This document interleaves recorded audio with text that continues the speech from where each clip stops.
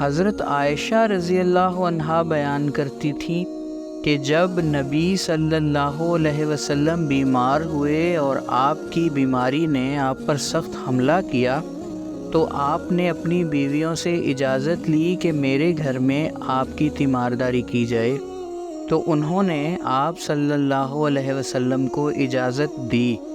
اس پر نبی صلی اللہ علیہ وسلم دو آدمیوں کے درمیان سہارا لیتے ہوئے نکلے۔ آپ کے پاؤں زمین پر لکیر ڈال رہے تھے۔ حضرت عباس اور حضرت علی رضی اللہ عنہما کے درمیان سہارا لے کر آئے۔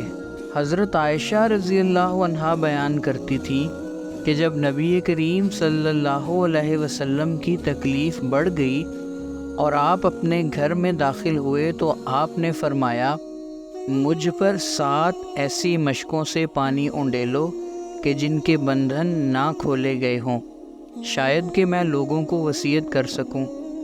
آپ کو ایک لگن میں بٹھایا گیا جو نبی کریم صلی اللہ علیہ وسلم کی زوجہ حضرت حفصہ رضی اللہ عنہا کا تھا۔ پھر ہم آپ پر مشقیں ڈالنے لگے، یہاں تک کہ آپ ہم کو اشارہ کرنے لگے کہ بس تم کر چکی۔ پھر آپ لوگوں کے پاس باہر گئے